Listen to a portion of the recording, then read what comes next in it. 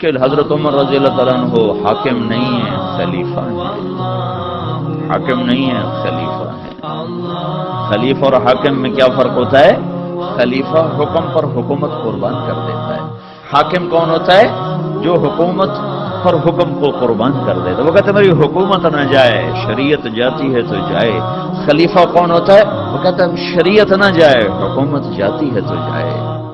وہ حکومت کی پرواہ نہیں کرتا، وہ خلیفہ تھے۔ خلیفہ 22 لاکھ مربع میل میں اسلام پھیلانے والا شخص، جو اللہ سے مانگا گیا یا اللہ عمر دے دے مجھے، یا اللہ مجھے عمر دے دے، دے دیے گئے۔ بدھ کو دعا مانگی، جمعرات کو عمر اسلام میں آ گئے۔ بدھ جمعرات کی درمیانی رات حضرت ابوبکر کی پٹائی ہوئی، شام کو بڑی شدید مرنے کے قریب ہو گئے، اٹھا کے لائے گئے۔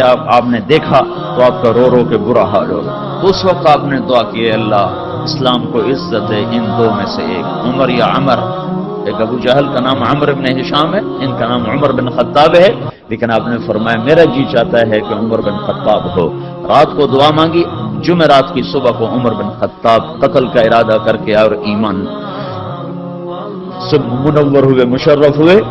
اور جب یہ ایمان لائے تو جبریل اتر آئے کہ یا رسول اللہ آپ کو خوشی ہو رہی عمر کے اسلام کی؟ آپ نے کہا بڑی، کہ آسمان کے فرشتے بھی خوش ہو رہے، آسمان کے فرشتے بھی خوش ہو رہے۔ 10 برس حکومت کی۔ 10 سال کے بعد عبداللہ بن عمر بیٹے نے خواب دیکھا کہ پسینہ ایسے پہنچ رہے ہیں، یوں پسینہ پہنچ رہے ہیں۔ کہنے لگے ابا جان کیا ہوا؟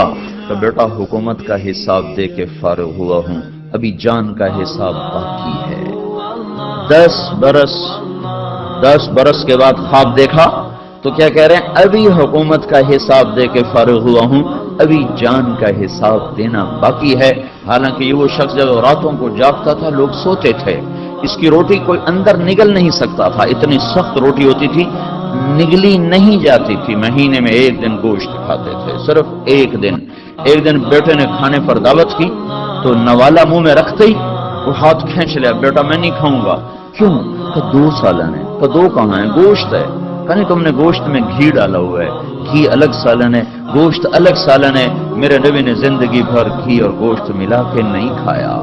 کہ ابا جان میں نے کوئی فضول خرچی نہیں کی، آج مجھے گوشت سستا مل گیا تھا تو میں نے آدھے درہم کا گوشت لے لیا، آدھے درہم کا گھی لے لیا، دونوں کو ملا کے بنا دیا، تو اس میں کوئی فضول خرچی نہیں ہوئی۔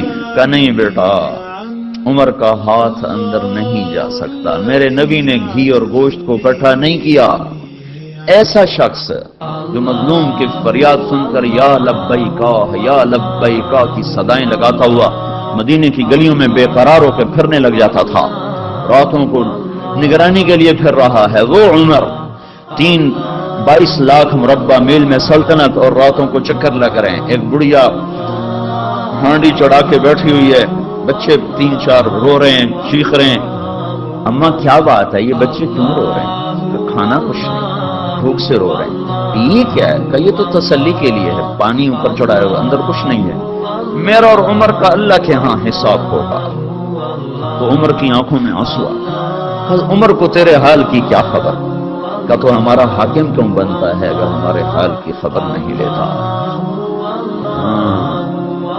یہ حکومت کر کے خوش ہوتے ہیں، میں وزیر بن گیا، پاگل دنیا مبارک دیتی ہے، مبارک ہو جناب آپ وزیر بن گئے۔ تو عمر وہاں سے بھاگے، بیت المال سے سامان اٹھایا، بوری بھری، اپنے کمر پر اٹھانے لگے تو نوکر نے کہا میں اٹھا لوں، اسلم غلام میں اٹھا لوں۔ فرمایا قیامت کے دن بھی میرا بوجھ تم اٹھو گے۔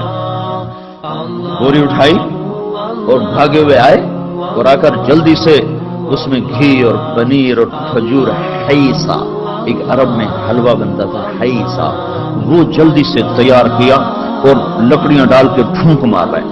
اسلم فرماتے ہیں غلام کہ میں دھواں ان کی داڑھی میں سے نکلتا اور آنکھوں سے آنسو بیت میں دیکھ رہا تھا، وہ بے قرار ہو کے آگ جلا رہے تھے یہاں تک کہ وہ حیسا تیار ہوا۔